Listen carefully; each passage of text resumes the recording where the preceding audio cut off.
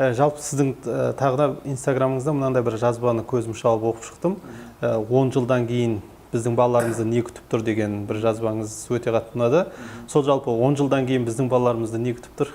10 жылдан кейінгі реформалардың негізгі мақсаты білім беру жүйесін өзгерту.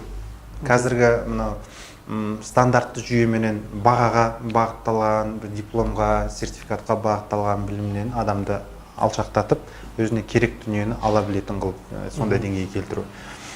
Финляндия бұл тұрғыдан озып кетті. Балаға еркіндік береді. Қалаған дүниеңді өзің жаса, бала. Жаса, өзіңді бақыт сезін мектепте.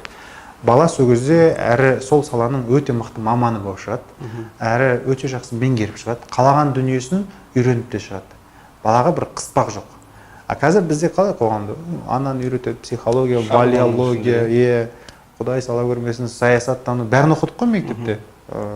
Қазір енді примерно білесің ол саланы, бірақ әр жағынан түртіп алғансың, бір салада күшті бір білімің жоқ. Я математиканы күшті білмейсің, я физиканы күшті білмейсің, я басқа. Сондай бір дүбәра болып қалған дүниеден құтылудың жолын жасап жатыр әлемдік жүйе деп айтайық.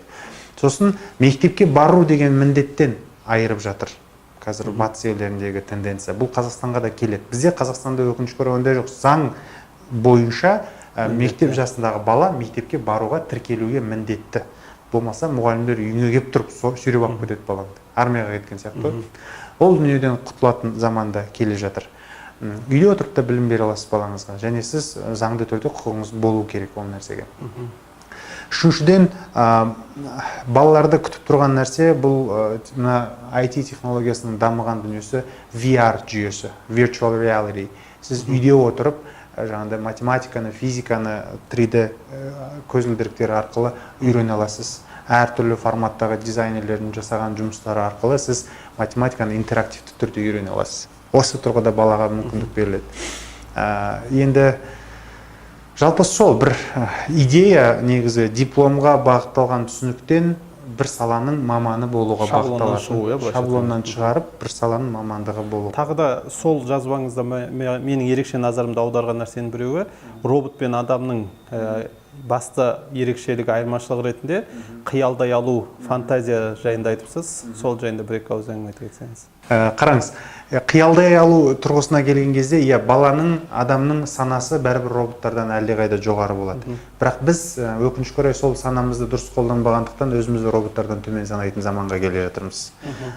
Алысқа барудың қажеті жоқ. Калькулятормен өзіңізді ешқашан салыстырамайсыз. Қорқасыз калькулятормен салыстыруыңыз. Сол сияқты, бірақ біз мынаны ескеруіміз керек, біз қиялдай аламыз.